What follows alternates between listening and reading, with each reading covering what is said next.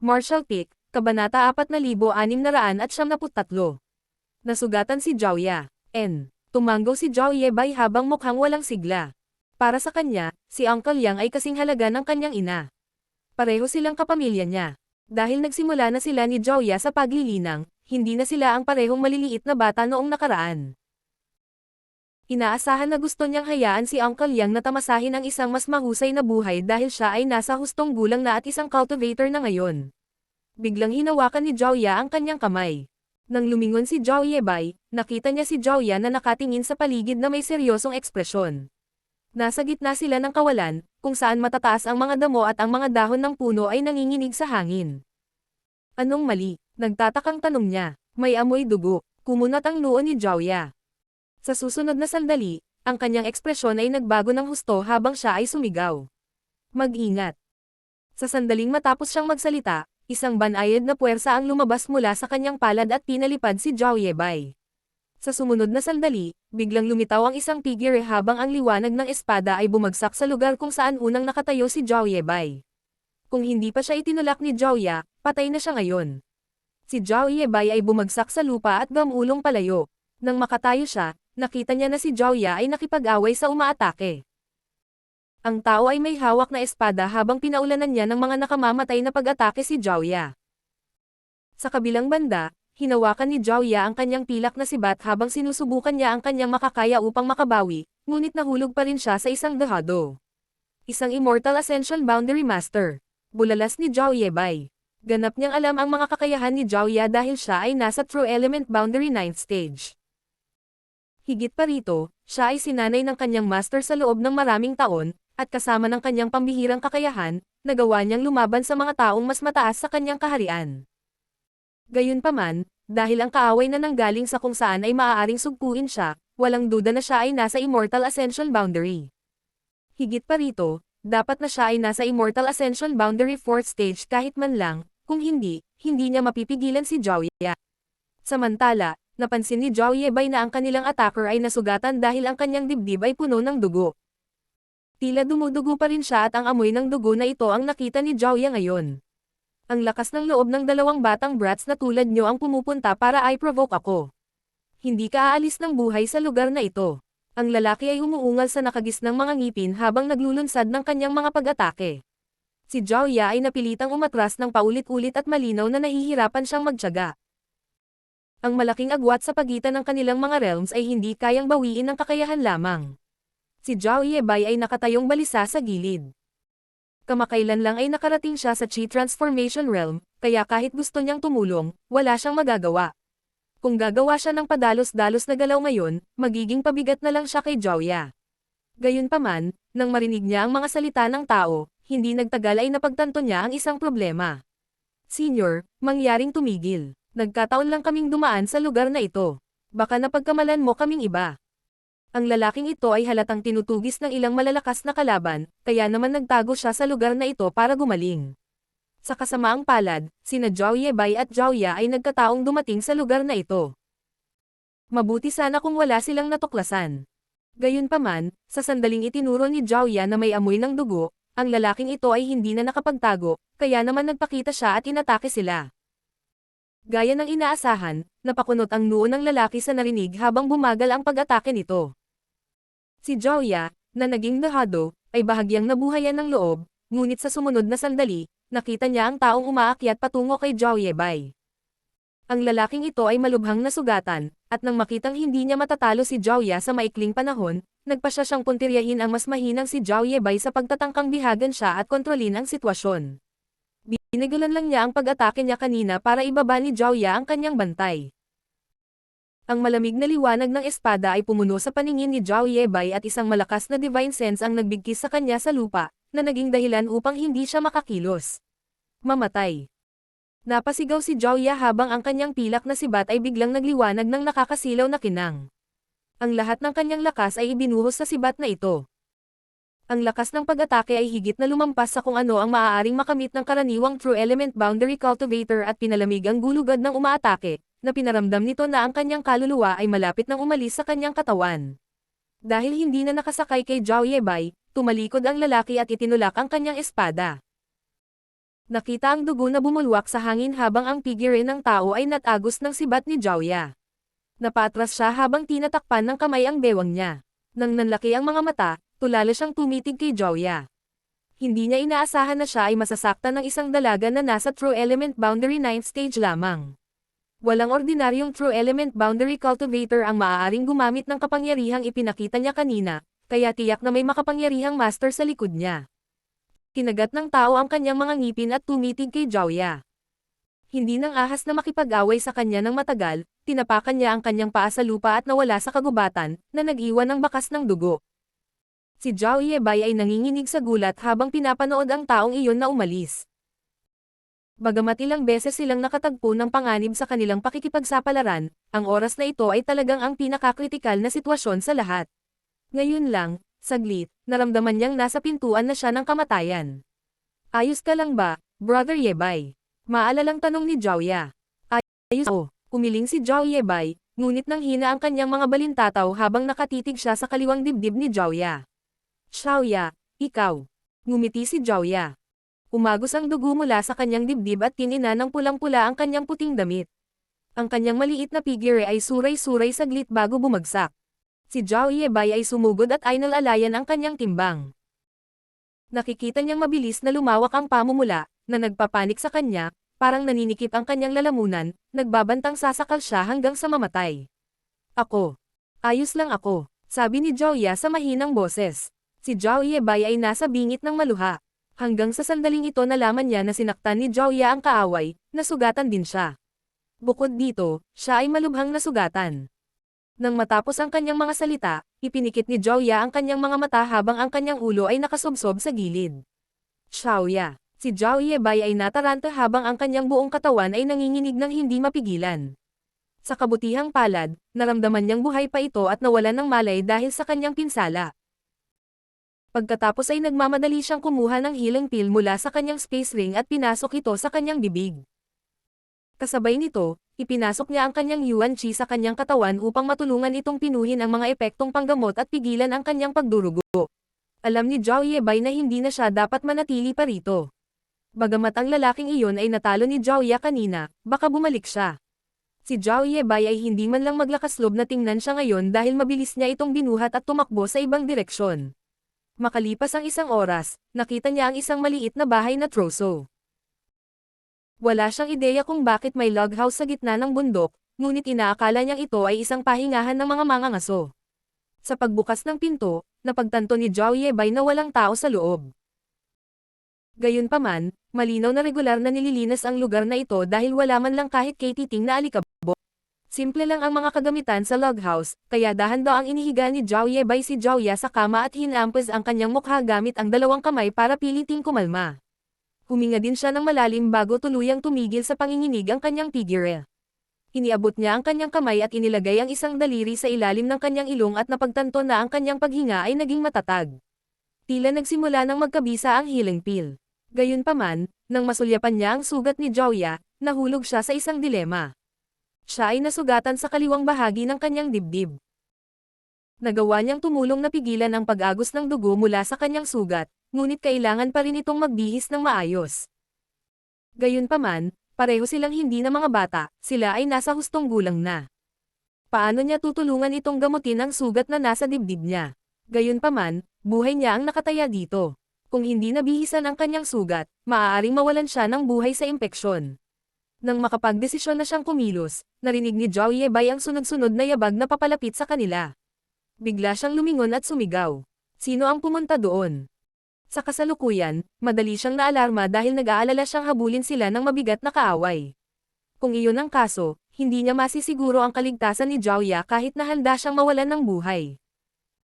Huminto ang mga yabag sa labas ng bahay, at ilang sandali pa, isang mahinang boses ang narinig na nagsasabing. Sino ka? Bakit ka nandito sa bahay ko?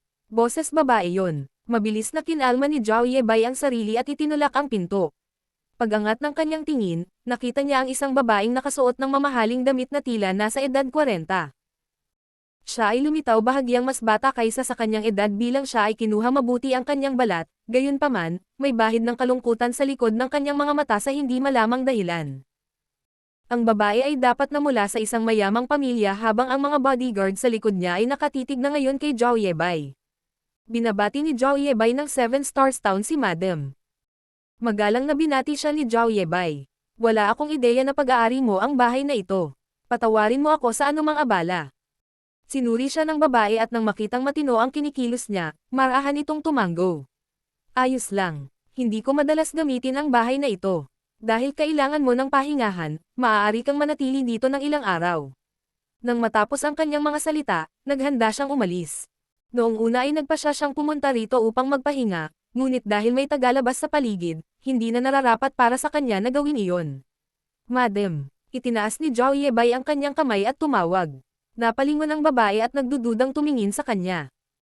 Ikinuyom ni Zhao Yebay ang kanyang kamao. Nakasalubong namin ng sister ko ang isang kontrabida, at siya ay nasugatan niya. Bilang lalaki, hindi nararapat na gamutin ko ang sugat niya.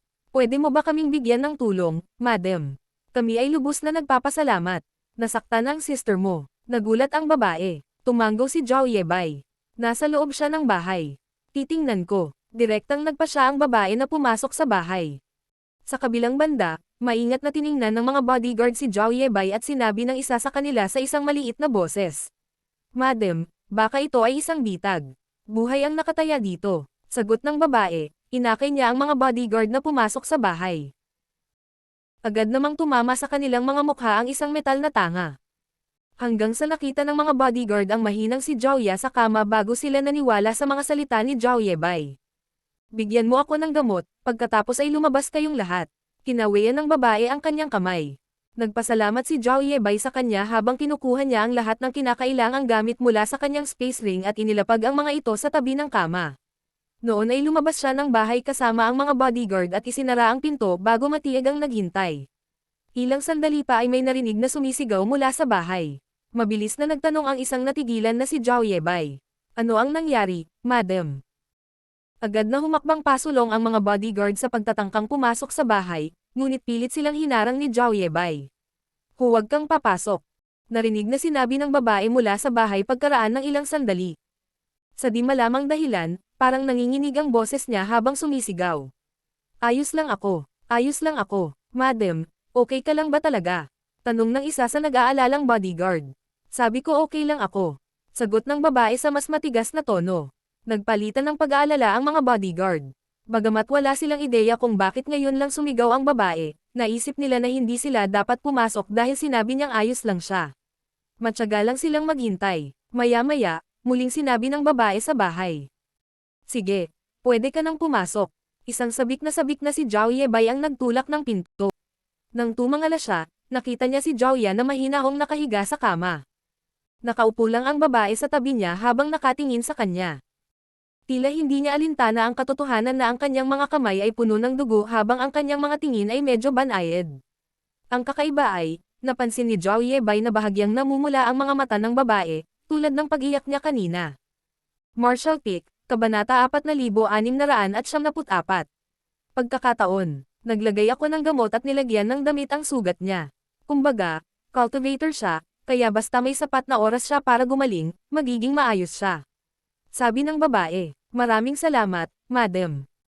Naikuyom ni Zhao Yebay ang kanyang kamao habang halatang nakahinga siya ng maluwag. Saglit na pinagmasdan ng babae ang kanyang mukha bago nagpanggap na walang pakialam habang nagtanong. Kayo ay magkapatid. Hindi kayo magkamukha, sumagot si Zhao Yebay. Hindi kami magkapatid ni Xiaoya. Gayunpaman, dahil lumaki kaming magkasama, kami ay kasing lapit ng tunay na magkapatid. Ang mga pilikmata ng babae ay kumandat habang nakatingin siya kay Zhao Ya. May nasaktan ka ba? Umiling si Zhao Yebay. Wala akong ideya. Ang dahilan kung bakit kami dumating ni Xiaoya sa lugar na ito ay para maghanap ng miyembro ng pamilya, ngunit hindi ito nagtagumpay. Nung babalik na kami, may nakasalubong kaming mabigat na kalaban. Nasaktan si Xiaoya dahil gusto niya akong iligtas. Tumanggo ang babae. Kung ganoon, hindi na tayo pwedeng magtagal dito. Sino ang nakakaalam kung saan nagtatago ang umaatake? Sugatan na ngayon ang ate mo, kaya malalagay sa panganib kapag nahanap siya ng taong iyon. Sumagot si Zhao Yebay. Ibabalik ko siya ngayon sa Green Mountain Town. Ang Green Mountain Town ay ilang dosenang kilometro ang layo mula rito. Paano kung lumala ang sugat niya sa mahabang paglalakbay? Kung hindi mo iniisip, maaari kang manatili sa aking tahanan ng ilang oras. Ang bahay ko ay nasa ibaba lamang ng bundok, na hindi kalayuan dito. Mukhang nag-aalangan si Zhao Yebay at nagtanong.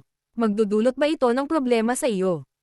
Nag-aalala siya na baka gumanti ang kalaban sa kanila at pumasok sa bahay ng babae. Ngumiti ang babae. Huwag kang mag-alala. Sa totoo lang, ang anak ko ay isang disipulo mula sa Spirit Sea Temple, at isa na siyang matagumpay na cultivator ngayon. Ang taong iyon ay hindi kailanman maglalakas loob na gumawa ng isang eksena sa aking bahay. Nagulat sandali si Zhao Yebay. Kapamilya ka ba ng punong nayon, madam? Ang sabi lang niya ay nasa ibaba ng bundok ang kanyang bahay, na maglalagay sa nayon na kanilang binisita kanina. Walang paraan na mayroong 2 tao na mga disipulo ng Spirit Sea Temple sa napakaliit na nayon. Kung hindi nagkakamali si Zhao Yebay, ang babae ay dapat na asawa ng punong nayon. Gaya ng inaasahan, tumanggo ang babae. Tama, tumayo si Zhao Yebay mula sa upuan at ikinulong ang kanyang kamao.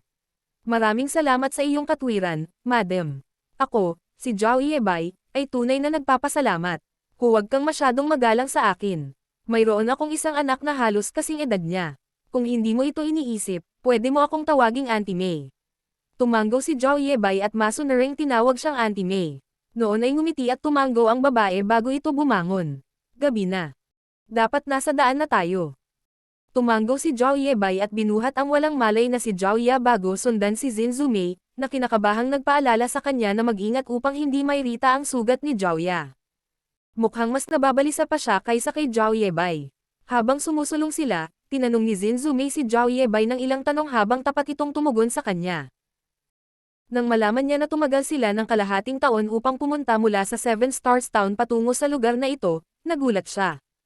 Hindi nagtagal, nakarating sila sa manor na matatagpuan sa bakanan ng nayon. Itinulak ni Zin Zumei ang pinto at personal na tinulungang ilagay sina Zhao Yebay at Zhao Ya sa isang guest room. Kasunod nito, inutusan niya ang 2 matalinong alilang babae na pagsilbihan sila bago siya bumalik sa kanyang silid upang magpahinga, bagaman patuloy siyang lumilingon sa likuran habang siya ay umalis.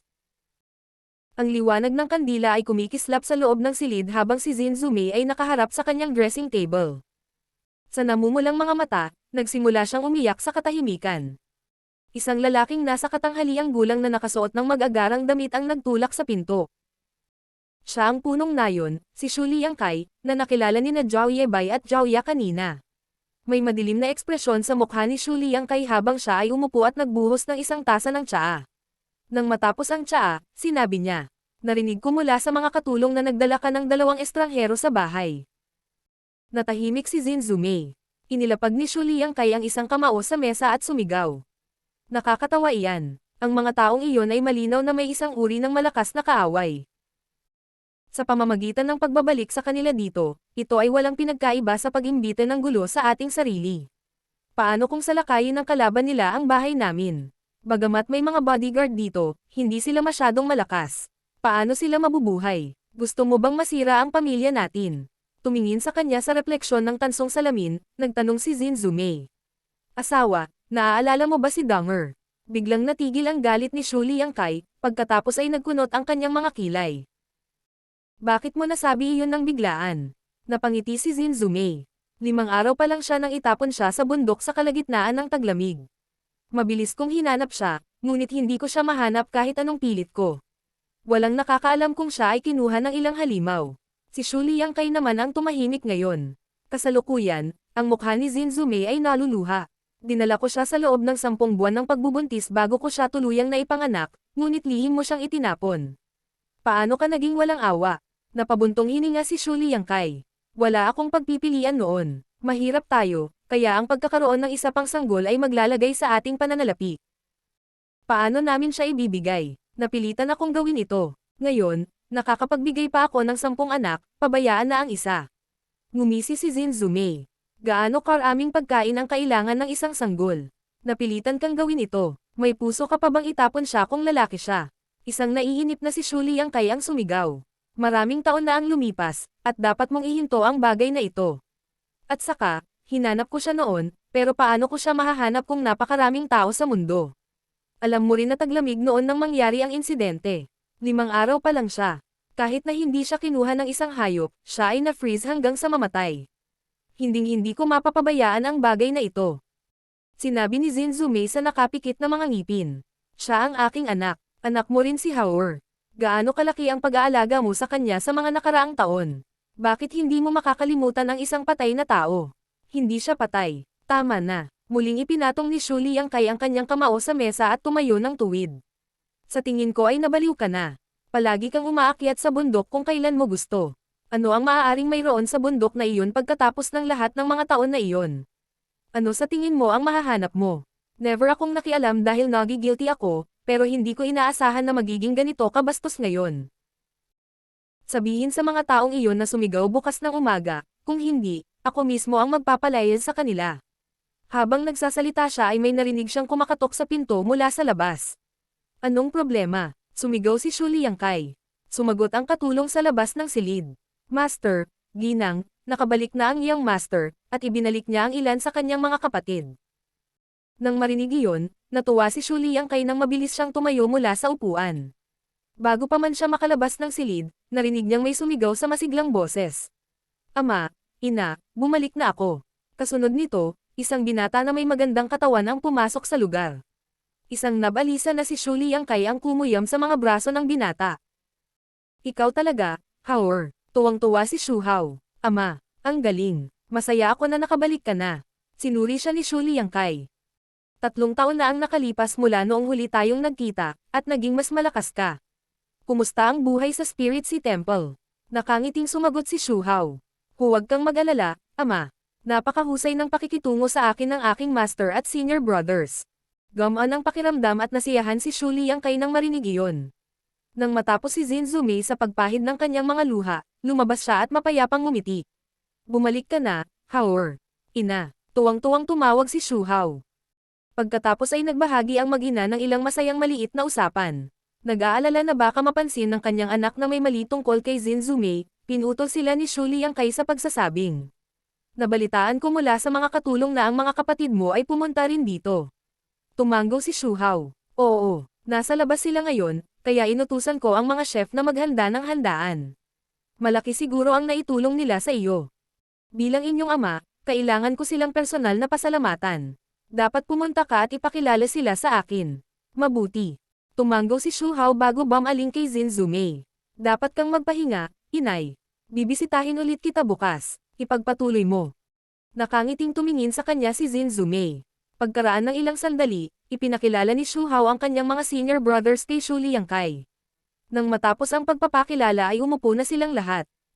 Nakita ni Shu Liangkai na may nakaumbok na pakete sa harap ng senior brother na malinaw na pinuno sa grupong ito, at hindi niya maiwasang magtaka kung ano ang nasa loob.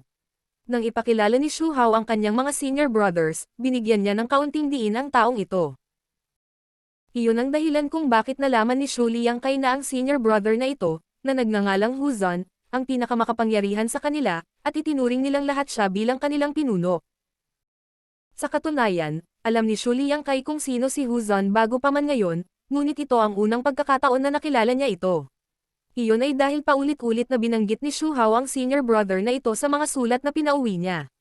Sinabi niya na inalagaan siya ng senior brother na ito sa Spirit Sea Temple, at sila ay mga disipulo ng parehong master.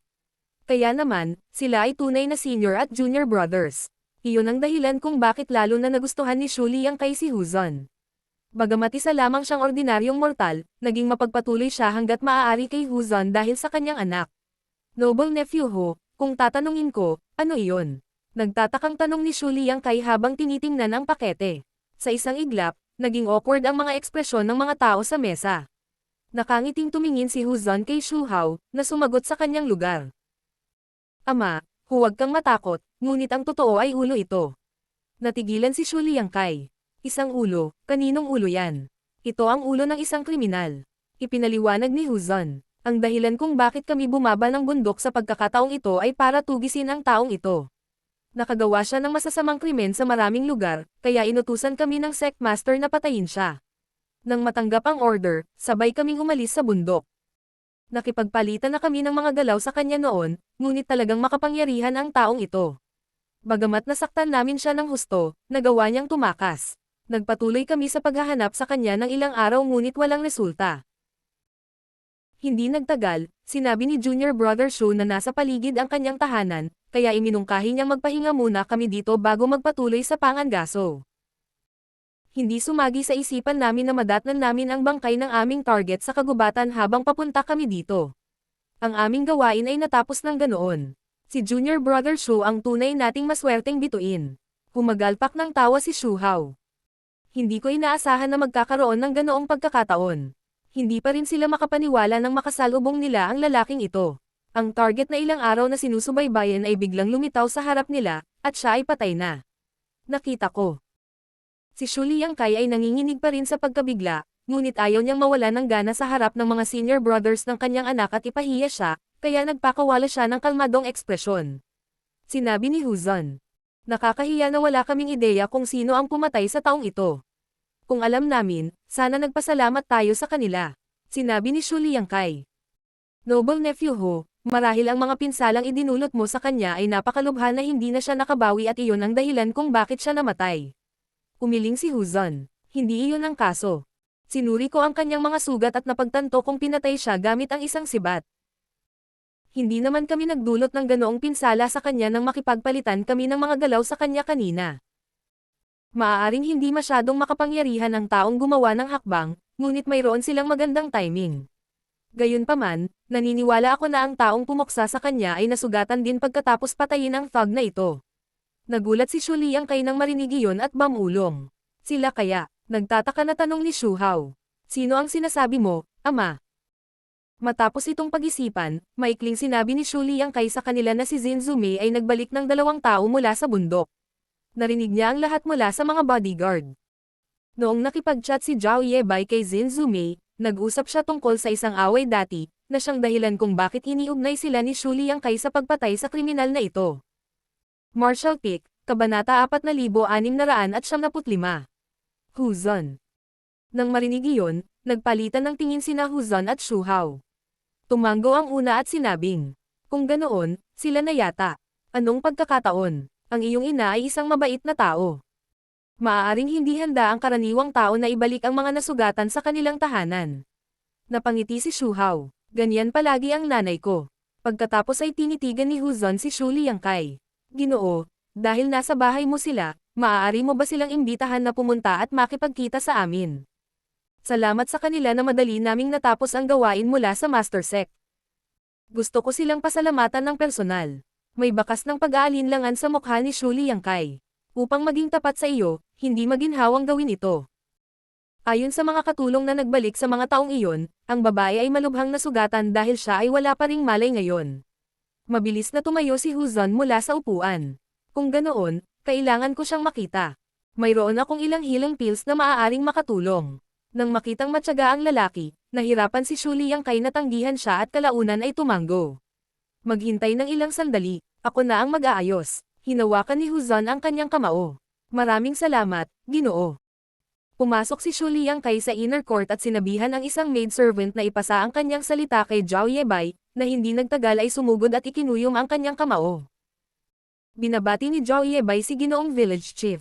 Ikaw, si Shu Liangkai ay nakatitig sa lalaki. Ang alam lang niya ay 2 tao ang isinama ng kanyang misis pauwi, ngunit hindi niya inaasahan na sila pala ang nakilala niya sa umaga. Nakikilala niya kaagad si Zhao Yebai kapag nakita niya ito. May awkward na ekspresyon sa mukha ni Shu Liangkai, dahil hindi siya masyadong magalang sa kanilang 2 kaninang umaga. Matapos tumahimik, binanggit niya si Huzon at ang iba pa pati na rin ang kanilang mungkahi kay Zhao Yebai, na kumunat ang noo nang marinig iyon at sinabing, wala pa ring malay si Xiaoya. At saka, tinulungan ko na siyang uminom ng ilang healing pills. Nagpapasalamat ako kay Senior Brother Hu para sa kanyang kabaitan, ngunit hindi komportable para sa kanya na makita ang aking ate sa sandaling ito. Noon ay sinabi ni Shu Liangkai sa malungkot na boses. Noble nephew Zhao, hindi sa gusto kitang pilitin na gawin ang anumang bagay dahil lang sa mas matanda ako, ngunit si Noble nephew Hu ay isang makapangyarihang disipulo mula sa Spirit Sea Temple. Dahil taos puso siya bilang nais niyang ipahayag ang kanyang pasasalamat, mahirap para sa akin na tanggihan siya. At saka, baka hindi kasing ganda ng gamot niya ang dala mo. Wala namang masama sa sister mo na tingnan siya. Tiyak, hindi papayag si Zhao Yebai na abalahin ng sinuman si Zhao Ya. Gayunpaman, Dahil sinabi ni Shu Liangkai, ang may-ari ng lugar na ito, mahirap siyang tanggihan. Pagkatapos ng ilang sandali ng pag-iisip, tumango siya. Papasasalamatan ko si Senior Brother Hu, kung gayon. Nakangiti, tinapik ni Shu Liangkai ang balikat ng isa. Sandali, sasabihin ko sa kanila na pumunta sila ngayon. Nang matapos ang kanyang sasabihin, tumalikod siya at umalis. Pagkaraan ng ilang sandali, nagdala si Shu Liangkai ng 2 binata upang lumapit. Pagkatapos ng ilang pagpapakilala, nalaman ni Zhao Yebei na ang nakatatanda ay ang disipulo ng Spirit Sea Temple na binanggit ni Shu Liangkai, si Hu Zun. Ang nakababata ay ang kanyang anak, si Shu Hao, na isa ring disipulo ng Spirit Sea Temple. Pagkatapos ay nagsaludo sila sa isa't isa. Bagamat mukhang magalang si Hu Zun, may bahagyang pagmamataas sa kanyang kilos. Dahil mas mahina si Zhao Yebei, hindi niya makita ang cultivation ng kabilang partido. Sa kabilang banda, nakita ni Hu Zun sa unang tingin na si Zhao Yebei ay nasa Chi Transformation Realm lamang. Isang pagdududa ang lumitaw sa kanyang puso. Dahil ang taong ito ay napakahina, maaari bang maging mas makapangyarihan ang kanyang kasama? Pinatay ba talaga nilang dalawa ang target natin? Ano ang iyong sekta, Junior Brother Zhao? Walang pakialam na tanong ni Hu Zun. Napakamot ng ulo si Zhao Yebei. Hindi pa ako sumasali sa alinmang sekta. Noon napagtanto ni Hu Zun na ang taong ito ay dapat na may kaayla hilakbot na kakayahan, kaya walang sekta ang handang kunin siya bilang isang disipulo. Kaya naman nakapasok lang siya sa Chi Transformation Realm sa edad na ito. Ano ang realm ng iyong sister? Walang itinago si Zhao Yebei habang sumagot siya. Nasa True Element Boundary 9th Stage na siya ngayon. True Element Boundary 9th Stage. Itinaas ni Hu Zun ang kanyang noo. Sa ganoong paglilinang, posibleng napatay niya ang kanilang target. Kung tutusin, nasugatan siya ng husto noon, kaya makatwiran na ang babae ay nagawang swertehin at talunin siya. Nabalitaan ko na ang sister mo ay nasugatan ng husto sa labanan. Nagkataon na nagdala ako ng ilang espesyal na healing pills na ginawa sa aking master sect na may mahusay na epektong panggamot. Pwede ba akong pumasok at tingnan? Dito, Senior Brother Hu. Iniabot ni Zhao Yebei ang kanyang kamay. Bago pa man sila makapasok sa kwarto ay may narinig silang mga yabag na papalapit sa kanila. Lumingon sila at nakita si Zin Zumei na sumulpat mula sa sulok. Tila sumugod siya habang hinihingal siya. Anong ginagawa mo dito? Sumimangot si Shu Liangkai. Isang kinakabahan na si Zin Zumei ang sumagot. Sinabi sa akin ng mga katulong na kayong lahat ay nagtipon-tipon dito. Wala akong ideya kung ano ang nangyayari, kaya nagpa siya akong pumunta at tingnan para sa aking sarili. Sinabi ni Shu Liangkai. Hindi ito seryoso. Gusto lang tingnan ng noble nephew Hu ang babae. Noon ay nakahinga ng maluwag si Zin Zumei. Sa gilid, malumanay na nagsalita si Shu Hao kay Hu Zun, na pagkatapos ay humakbang pasulong. Binabati ni Hu Zun ng Spirit Sea Temple si Madam. Ngumiti si Zin Zumei at tumango. Hindi na kailangang maging sobrang magalang sa akin. Paulit-ulit na binanggit ni Howard sa kanyang mga sulat na inaalagaan mo siyang mabuti sa sekta. Bilang kanyang mga magulang, dapat nating ipahayag ang ating pasasalamat.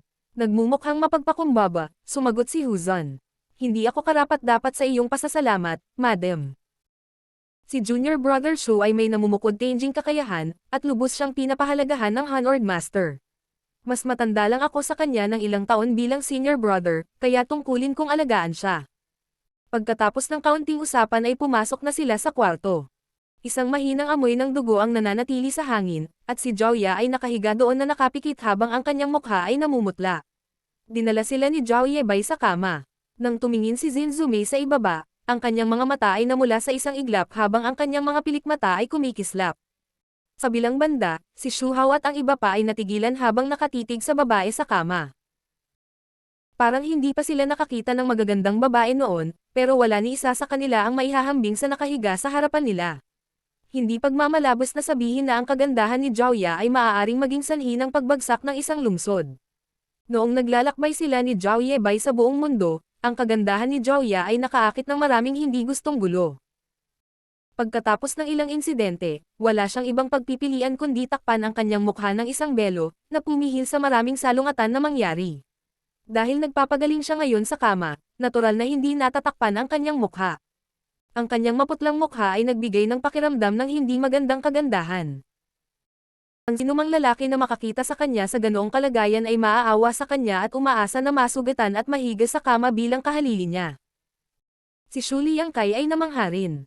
Bagamat hindi pa niya nakikita ang mukha ni Joya sa umaga, naramdaman niyang napakaganda ng babaeng ito. Nang sa wakas ay nakita niya siya ngayon, ang kagandahan pa rin nito ay labis na nagulat sa kanya. Sa sandaling iyon, tumahimik ang silid. Nang mapagtantong may nangyari, nakasimangot na sinabi ni Zinzume. Noble nephew Ho, hindi mo ba sinabi na nagdala ka ng gamot sa pagpapagaling mula sa iyong master sect? Nandito ka na. Natauhan si Huzon at mabilis na kumuha ng bote ng spirit pills mula sa kanyang space ring. Handa na siyang pumunta at pakainin si Joya ng tableta. Nang makita iyon, dali-dali siyang pinigilan ni Zhao Yebay. Senior brother Ho, mangyaring ipaubaya ito sa akin. Hindi ako mangangahas na guluhin ka. Sinulyapan siya ni Huzon, ngunit walang dahilan para igiit niya. Sa makatuwid, ipinasa niya ang bote kay Zhao Yebay. Tulungan siyang uminom ng isang tableta ngayon, at gawin itong muli tuwing 6 na oras. Tatandaan ko, tumanggo si Zhao Yebay, ngunit hindi siya agad nagpakain ng tableta kay Joya. Iyon ay dahil bago sila umalis, ang master ni Joya ay nagpasa sa kanila ng maraming spirit pills. Dahil sa kapangyarihan at katayuan ni Senior, ang mga gamot na nagmula sa kanya ay dapat na pinakamahusay sa pinakamahusay. Hindi alintana kung gaano kapakipakinabang ang spirit pills na ibinigay ni Huzon, walang paraan na mas mahusay sila kaysa sa kung ano ang nasa pag-aari ni Zhao Yebay. Ang dahilan kung bakit niya tinanggap ang bote ng mga tabletang ito ay dahil ayaw niyang masaktan si Huzon. Upang maiba ang usapan, nagmadaling nagtanong si Zhao Yebay. Senior brother, sa iyong paningin, masasabi mo ba kung gaano kalubha ang pinsalang si Xiaoya? Pagkatapos suriin siya sandali, sumagot si Huzon. Ang kanyang aura ay matatag, at ang kanyang sigla ay sapat. Naniniwala akong magiging maayos siya. Gayunpaman, kailangan kong magsagawa ng masusing pagsusuri sa kanya upang malaman ang higit pa. Pakisuri sa siya ngayon, noble nephew Ho. Sabi ni Shu Liangkai. Bilang isang tusong matanda, madali niyang nasasabi ang intensyon ni Huzon. Kumunat ang noo ni Zinzume. Hindi angkop para sa isang lalaki na siyasatin ang katawan ng walang malay na babae. Sinaman siya ng tingin ni Shu Liangkai. Ano ang alam mo? Hindi tulad ng mga ordinaryong tao na tulad namin, ang mga cultivator ay hindi maaabala tungkol sa gayong mga bagay. Hindi ko iisipin na ito ay isang maliit na bagay. Ang mga lalaki at babae na hindi miyembro ng pamilya ay hindi dapat makipag-ugnayan. Mahigpit na pabulaanan ni Zinzume. Hindi inaasahan ni Shu Liangkai na ipapahiya siya ng kanyang asawa sa harap ng mga ganoong kaimportanteng panauhin, kaya namula ang kanyang mukha sa pagkagalit.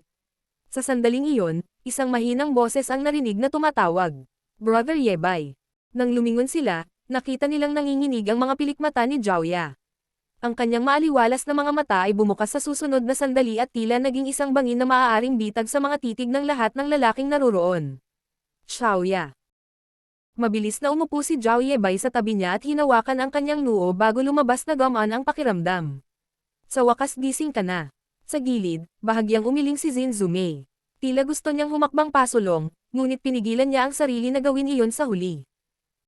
Bahagyang tumanggo si Joya, pagkatapos ay tumingin sa mga tao sa tabi ng kama ng may pagbabantay. Sino sila? Inaliw siya ni Zhao Yebay sa pagsasabing. Huwag kang mag-alala, hindi sila masamang tao. Pagkatapos ay ipinakilala niya ang mga taong ito sa kanya. Nang matapos siya ay tumanggo si Joya. Ayos lang ako, kailangan ko lang ng oras para gumaling. Nang marinig iyon, nagmamadaling sinabi ni Zinzume. Young lady, mangyaring magpahinga at huwag mag-alala tungkol sa anumang bagay. Aalis na kami ngayon. Nang hindi tumugon sa kanya, ipinikit ni Joya ang kanyang mga mata.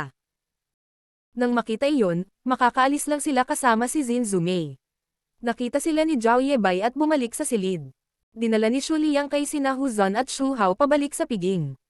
Habang umiinom sila ng mas maraming alak, naging masaya ang kapaligiran. Natapos ang piging sa kalagitnaan ng gabi nang bumalik sila sa kanilang mga silid upang magpahinga. Kinaumagahan, nagsama-sama ang mga tao sa Spirit Sea Temple. Si Huzon, bilang kanilang pinuno, ay nagsabi. Kayong lahat ay dapat na ibalik muna ang ulo ng kriminal sa Master Sect. Si Junior Brother Shu ay hindi umuuwi ng madalas, kaya mas matagal pa siya rito. Ano ang tungkol sa iyo, Senior Brother Hu? May nagtanong. Sumagot si Huzon.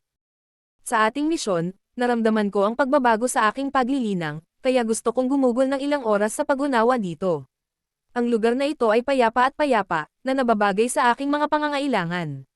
Mananatili ako dito sa maikling panahon. Bumalik ka ngayon at sabihin sa aking master ang tungkol dito. Oo, Agad naman silang lahat, matapos makita ang kanyang fellow brothers of Spirit Sea Temple, ibinaling ni Huzon ang kanyang tingin kay Shu Hao. Junior Brother Shu, paano kita tinatrato sa mga nakaraang taon? Matigas na tumugon si Shu Hao. Bukod sa aking mga magulang, tinatrato ako ni Senior Brother Hu ng pinakamahusay.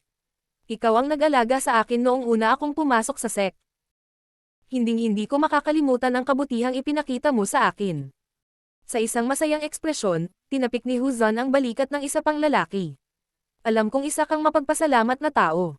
Palagi akong nakatutok sa martial daw, kaya kahit na nasa hustong gulang na ako, hindi ko naisip na magkaroon ng partner. Gayunpaman, ang buhay ay puno ng mga sorpresa. Dahil lumitaw na ang tamang babae, dapat ko itong pag-isipang mabuti. Pagbibigyan mo ba ako, Junior Brother? Martial Pick, Kabanata 4696. Tumanggi sa isang toast para uminom ng forfeit. Nakikita mo ba ang babaeng iyon, Senior Brother?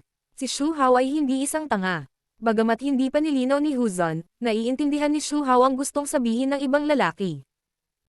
Sa bagay, walang lalaking hindi matutokso sa ganyang kaakit-akit na babae.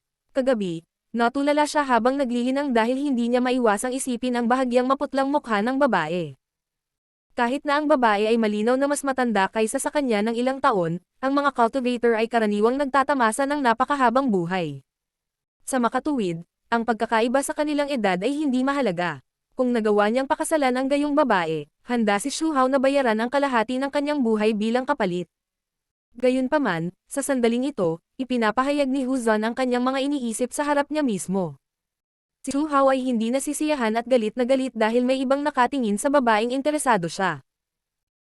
Gayunpaman, nang kaharap niya ang senior brother na ito, na nag-aalaga sa kanya mula noong siya ay bata pa, wala siyang paraan upang mailabas ang kanyang galit.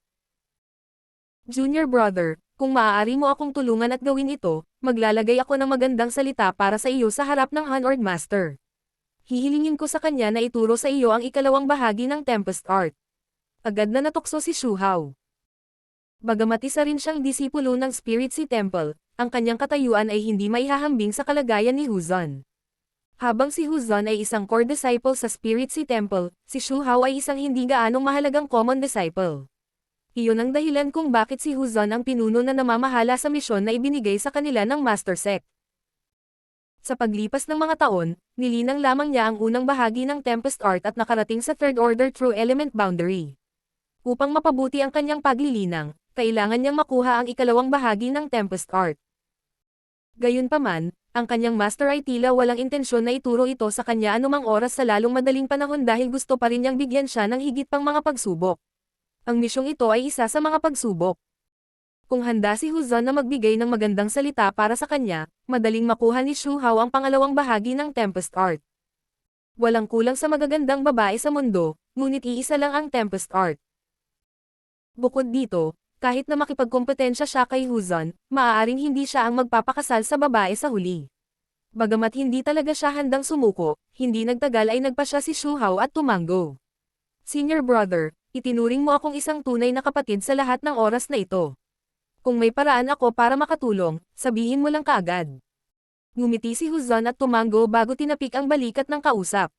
Ikaw talaga ang magaling kong Junior Brother. Malubhang nasugatan ang babaeng iyon, kaya aabutin siya ng 1 buwan o 2 para gumaling. Tulungan mo muna akong malaman ang background niya. Isang mausisa na si Shu Hao ang nagtanong. Ang lalaking iyon na nagngangalang Zhao Yebei ay nagsabi na hindi siya sumasali sa anumang sect. Sa palagay ko silang dalawa ay nagsimulang magtanim dahil sa ilang pagkakataon. Sumagot si Huzon. Iyon lang ang sinabi niya, mas mabuting alamin muna natin. Sige, huwag kang mag-alala, Senior Brother.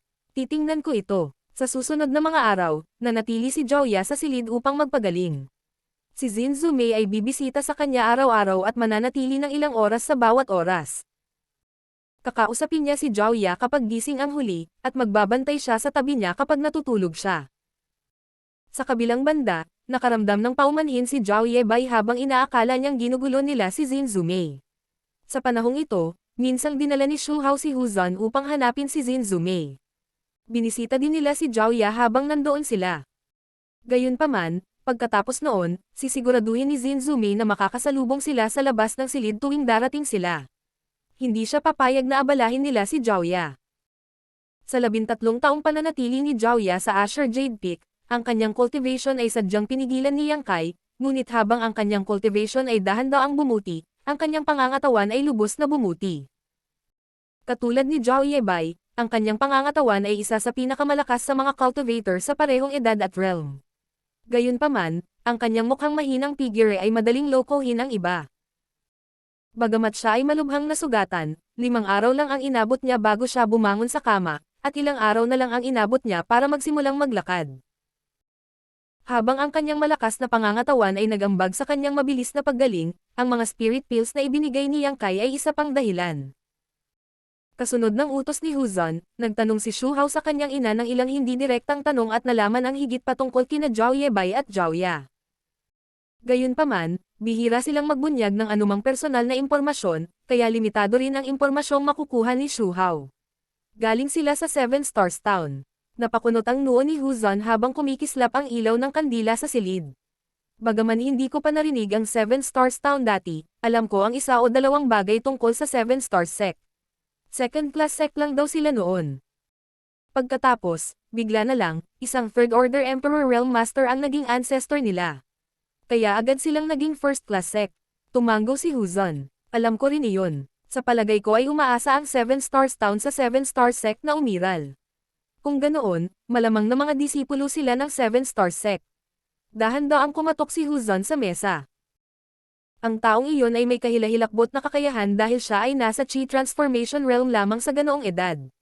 Baka nagsasabi siya ng totoo kapag sinabi niyang hindi pa siya sumasali sa alinmang sect.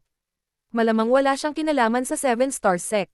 Sa kabilang banda, si Zhaoya ay maaaring mula sa 7 Stars Sect. Gayunpaman, kahit na ito ay totoo, siya ay dapat na isang karaniwang alagad. Iniyuko ni Shu Hao ang kanyang ulo. May punto ka, senior brother. Si Zhaoya ay mas matanda sa kanya ng ilang taon, ngunit siya ay nasa True Element Boundary 9th Stage, kaya inakala niya na ang kanyang kakayahan ay hindi mas mahusay kaysa sa kanya.